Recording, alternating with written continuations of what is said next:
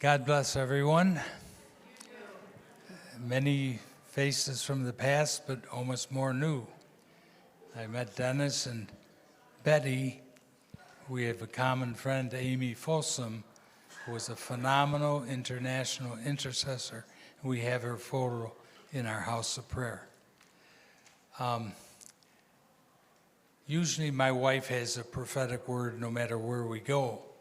So I'm going to give her opportunity to release that. And do you want to do it now? Then you can hear what I have to say. He's just doing that because that'll help him know what he's supposed to say.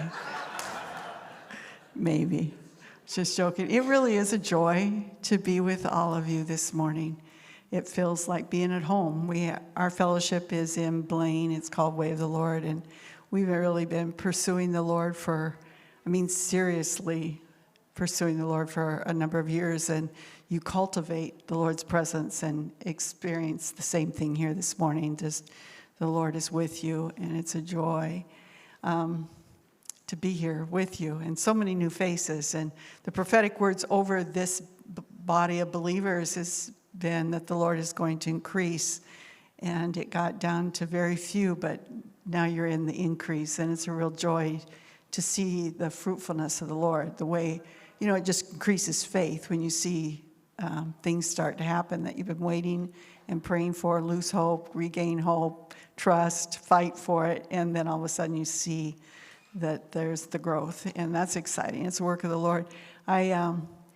We came early this morning and for prayer downstairs, and just sitting there, and tears just were flowing for me, just being in the Lord's presence, and it's kind of a norm for me in these past few years of how sweet the presence of the Lord is, and how I've been, I don't know that I have a word of the Lord, but downstairs, a couple of people said they felt like I was supposed to share this morning, so I don't know if you want me just to keep on sharing a little bit and see what the Lord unfolds. As Larry was mentioning, the Lord is doing something awesome with the younger children.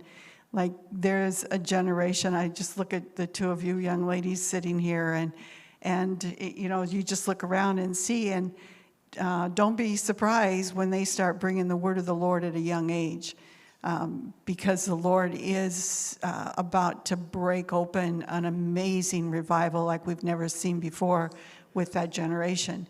And the enemy has been hard at work taking them out ever since abortion became legal. He has murdered a lot of the youth over the years. His plan is always to take out the youth. And with the indoctrination that's been going on across our country, across the world, he's taken them out, with their minds. Their soul structure is being totally deformed. But God, he's going to come in and just clean it up. And because he wants these kids to be saved. They need to have the freedom to choose, and right now they don't. But they will. Yeah. And so just watch.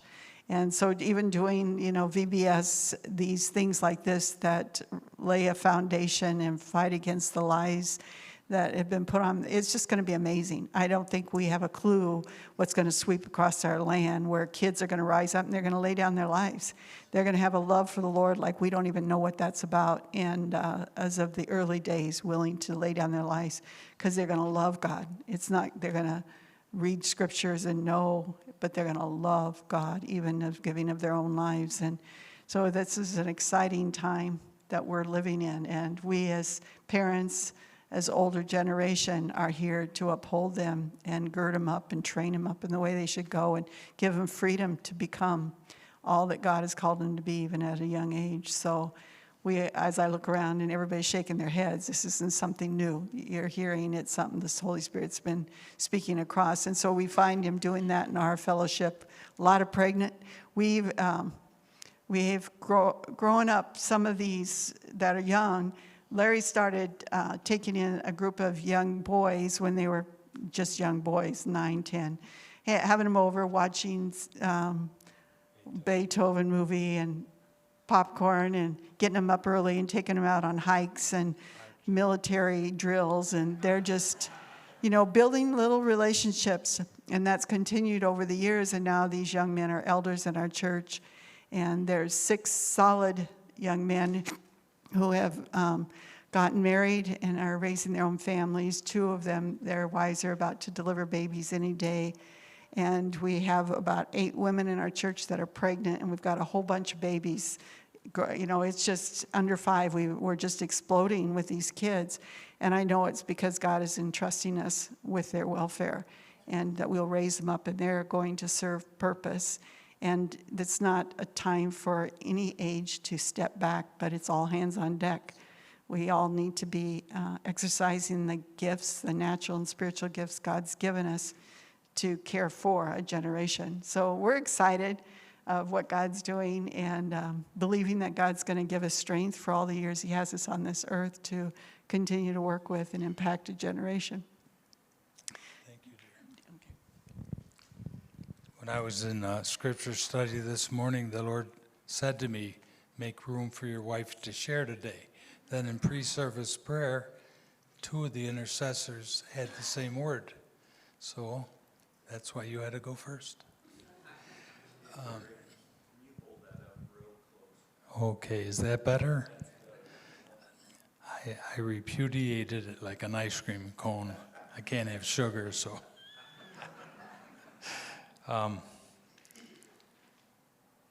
It is very good. In fact, Tim and Micah in January said, why don't you come back one more time so we could honor you and have a fuller release. The last time I was here, I turned over the church to Lynn and Carmen and the new leadership.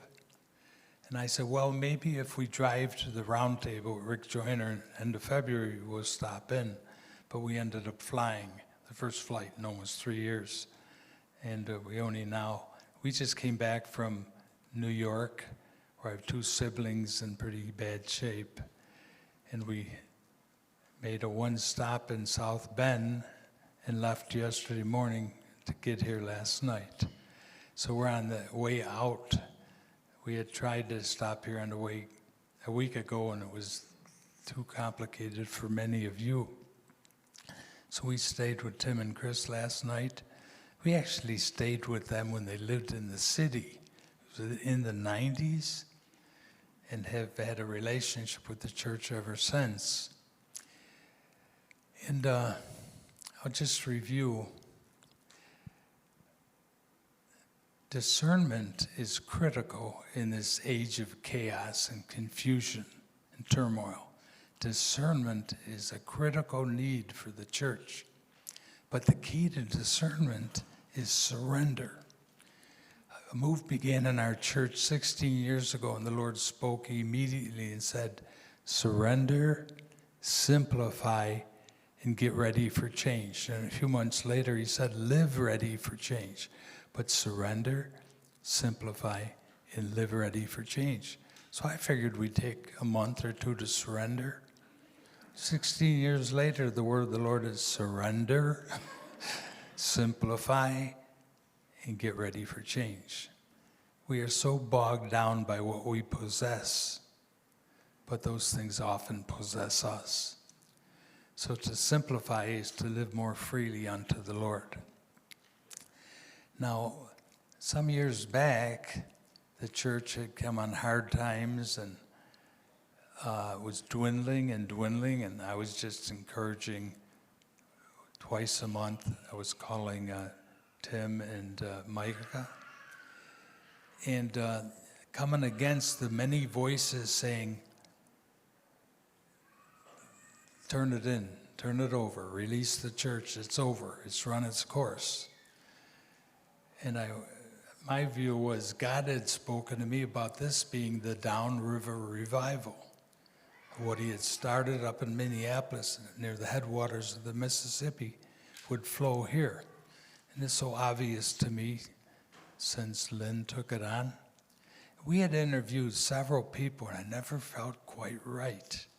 But when I heard that Lynn was open to coming back here, I immediately said, that's God's choice. Is he really willing to come back? And he said he was. And I know you and Carmen have 7 children?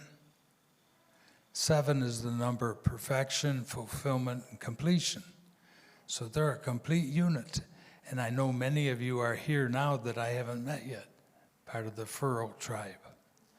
And either married into one of the children or directly. But it's so obvious to me, walking in here this morning, that God is doing what he said he would do. Then I see Joel and Kendo are back, and Faith is up there. I said, Brian, you were never thrown in the towel, and here your family's back with you. And I said, Micah, how come you never told me Joe was back? That's no small thing. And he said, oh, he came back a year ago, didn't I tell you? But I'm so delighted to see the families reuniting. And it's a good work that God has begun, and he won't quit until he finishes it. So I'm proud of what I see. God's choice is being manifestly clear. And I was swirling with so many thoughts about what I could share here. And they prayed over me this morning that this whirlwind in my mind would somehow cease. But they assured me that when I got up here, I'd have a clue what to speak about. So I'm still waiting on the Lord. But something that is very clear is Proverbs 25, verse 16. No, it's Proverbs 16, verse 24. It's Proverbs 16, verse 24, 25, depending on the translation. But the word is that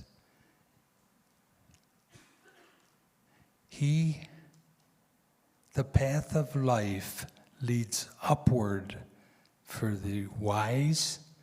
The path of life leads upward for the righteous. The path of life leads upward for the prudent, lest he go down to the pits of Sheol, lest he go down to hell, lest he go down to the pits of perversion.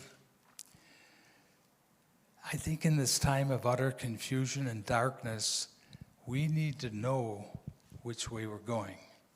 There's no neutral, there's no in-between. But if the path of life leads upward for the wise, the prudent, and the righteous, lest he go down to Sheol, what does that look like? I want to start with the downward journey. The path of life for the man of the world versus the man of the kingdom starts with pride. And pride will divide. It will always divide. In fact, the very next verse says, the Lord tears down the house of the proud. It's verse 25. The Lord tears down the house of the proud, but he sets the widow's boundary stones in place. That's Proverbs 15, verse 25. So if we're in a place of pride, that'll lead to rebellion, which will lead to perversion, which will lead to the pits of hell.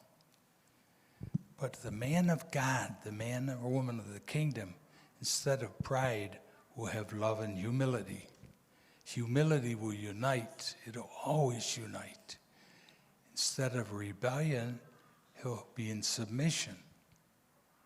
Instead of deception, he'll be in revelation. Instead of perversion, he'll be into the glory of God, or heavenward. Do you get the difference of going up and going down? If we're going down, we go from pride to rebellion to deception to perversion. If we're heaven-bound, we go from submission instead of pride. We go to humility instead of pride. We go to submission instead of rebellion. And we go from revelation instead of deception. And then instead of the pits of hell and perversion, we go to the glory of God, heavenward, his glory. We want to be people on a journey upward. In fact, I want to repeat that again. It's worth remembering. We go, The man of the world, the woman of the world go from pride to rebellion to deception to perversion, the pits of hell.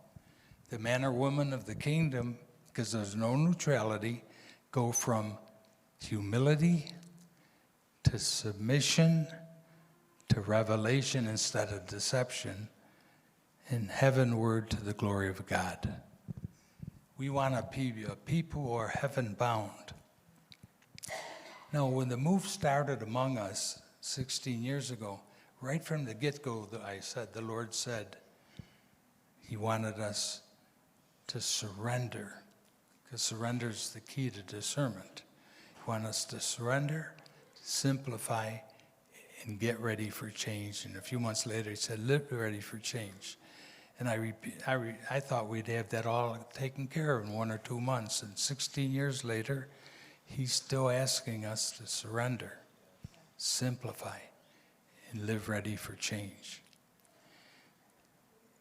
I think that we're in a time when so many believers are in disbelief. They're not believing anything, and they're getting taken out. And if we're in that upward journey of humility, submission, revelation to the glory of God, we'll not give way to confusion. We'll not give way to isolation. But the numbers of believers across the land who are isolated, confused, and depressed, and are being taken out, God has an answer. The answer is what I'm speaking to this morning. An upward journey in Jesus Christ will keep us from isolation and depression. And if we're not in that category of chaos and confusion, we obviously know some that are. And we ought to be handing lifelines to them and sometimes throwing them to them. I think the Lord is doing things behind the scenes in the United States. I'm in touch with many movements of God that are altogether different than what we're hearing on the news. There are some major movements of God that are already started in this nation.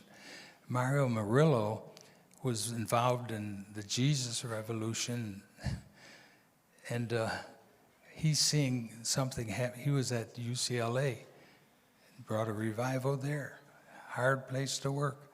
He's seeing a greater outpouring of miracles right now than in that last revival.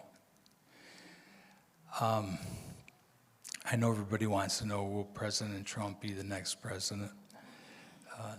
If not, it'll be DeSantis, who's doing a phenomenal job in the state of Florida. I mean, who would have thought he could deal with Disneyland? He was warned over and over, don't touch it. But he took them on and won. Now they have to pay taxes, billions of dollars of taxes. What right do they have encouraging children to have their identity transformed?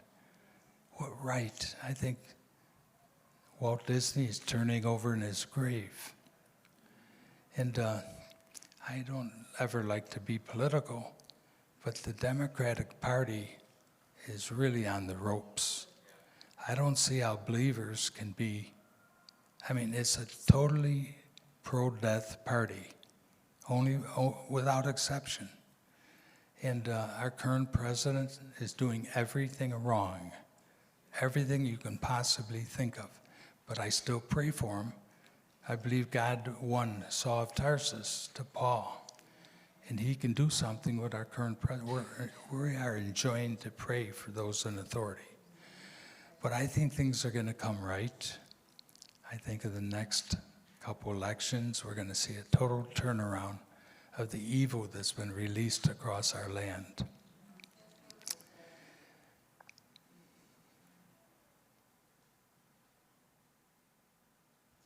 Just seeing you working with the children, it foretells of what's coming in the future. You're investing in the next generation. Here in this church, like in our church, you have young and old worshiping together. That's a transgenerational culture.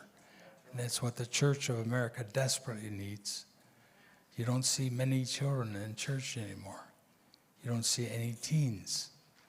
But they're worth investing in. They're worth pouring our heart and life into.